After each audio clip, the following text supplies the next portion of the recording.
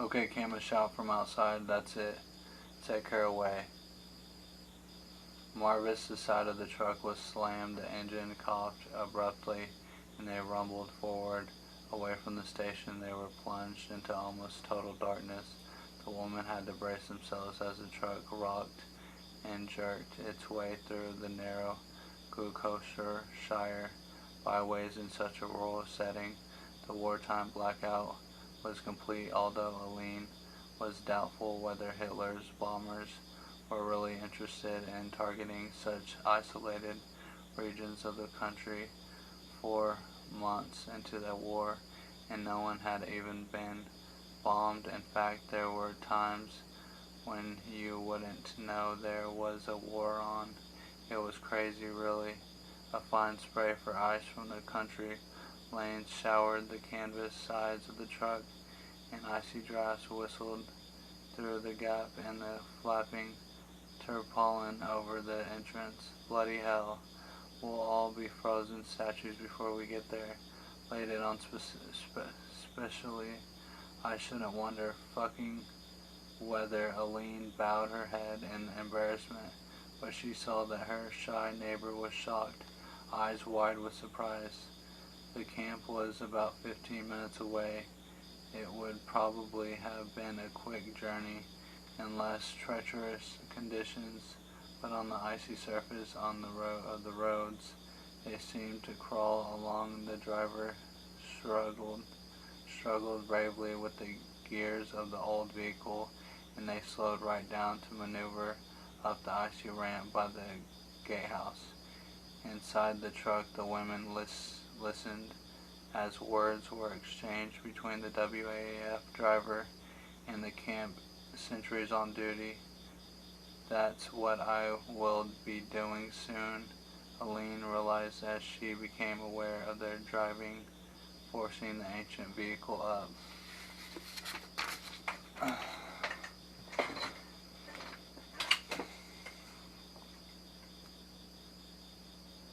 Through the gates of the camp, driving a truck, I must be mad, she thought.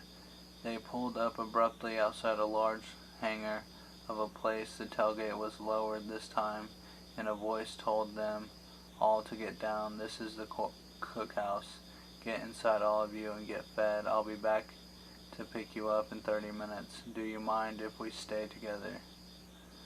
Aline looked around into the face of the woman who had sat by her in the truck. They stood in the doorway of the cookhouse, where the women were piling their luggage. In one corner, Aline saw that she was short and nervous as a schoolgirl, her chestnut hair parted in the center, framing a delicately pretty face. Her large, frightened eyes compelled Aline's pity. No, of course not, she replied, feeling oddly protective towards her new friend. My name is Aline Howard, she volunteered, and I'm Veronica. Veronica what? She was a spasm of embarrassment across her face, and she wondered what was wrong now. But Veronica said quietly, Veronica, darling. Aline felt sorry for her. She could see at once that having such a name must be a real burden in life. Every time she had to give her name or fill in a form, she must meet the same jokes and snide comments from people who thought they were wonderfully original and witty. Aline wondered what she should say to her, but the problem was thankfully taken out of her hands by the growing line that was forming to get dinner. It was not a great deal warmer inside. The cookhouse was an enormous shell of a building full of long trestled tables and benches. At one end of a series of shutters were pushed back to reveal a glimpse to the kitchens, separated off by a long, low corner on which piles of plates were stacked in readiness for them. 2 or 3 women in white overalls and white caps hovered on the opposite side of the corner, grim-faced and unsmiling. As a line of recruits moved forward, the women thrust the plates forward impatiently, as though they bore some grudge against them. It's cold food. exclaimed someone at the front of the line in dismay. Fancy giving us a salad on a night like this. If you don't like it, you complain to the CO, retorted one of the white caps. What else do you expect at this hour? We've been hanging around waiting for you when we should have been off duty.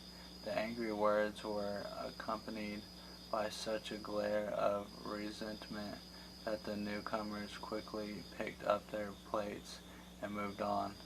With a wilting Spam salad in one hand and a mug of tea in the other, Aline and Veronica made their way to one of the tables. All the women were looking at one another, apprehensively prodding the limp vegetables with their forks, wondering just what they had got themselves into. They were rookies, raw recruits, the lowest of the low, and within 10 minutes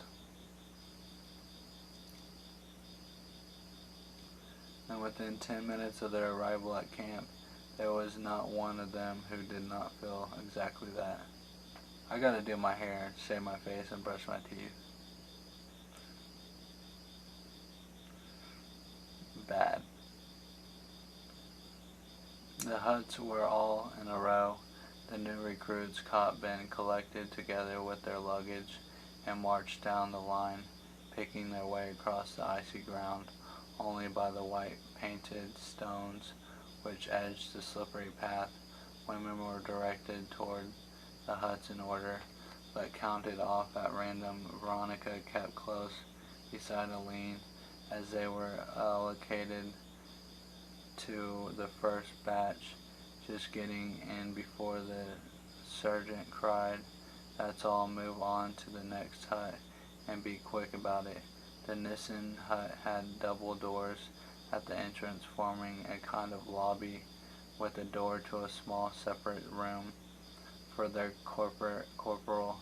After the women had struggled into the hut with all their bags, it seemed wonderfully warm and welcoming.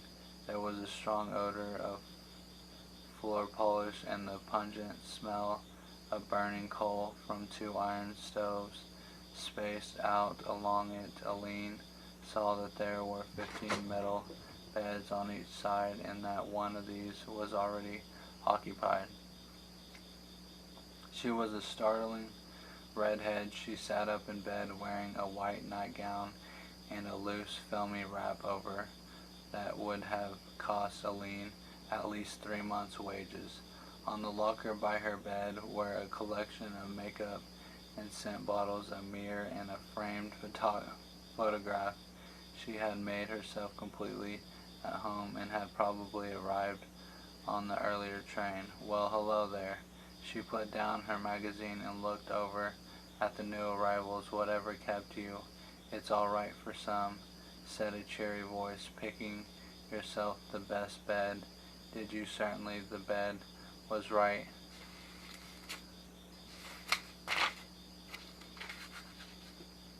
opposite a stove strategically placed away from the drafts of the doorway." Well, naturally the large bright eyes regarded her bedraggled audience with amusement. "Better take your coats off before you flood the place out." Even had found herself closest to her and therefore stacked her claim to a bed by depositing her bag on the folded coarse gray blanket. Veronica quickly followed suit, taking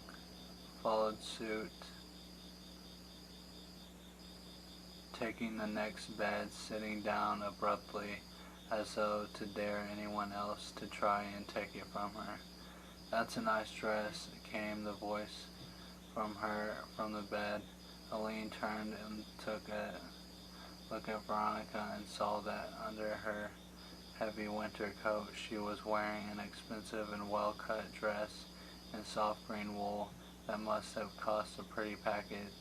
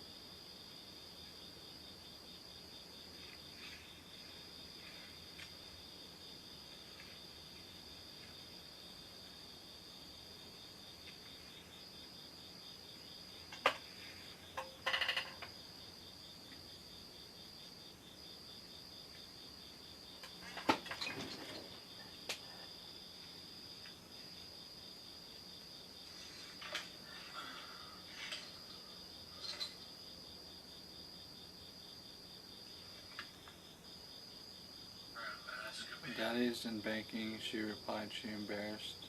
We can start this.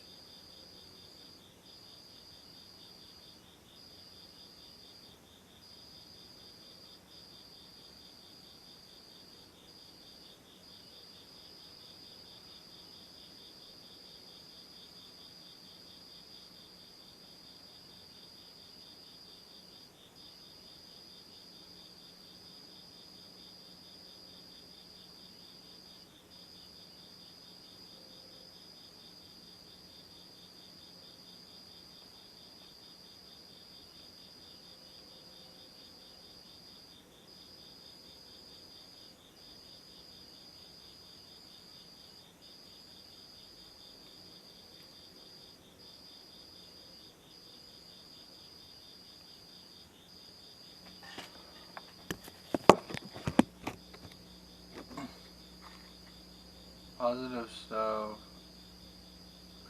strategically placed away from the drafts of the doorway, while naturally the large bright eyes regarded her bedraggled audience with amusement. Better take your coats off before you flood the place out. Helene had found herself closest to her and therefore stacked her claim to a bed by depositing her bag on the folded coarse gray blanket. Veronica quickly followed suit, taking the next.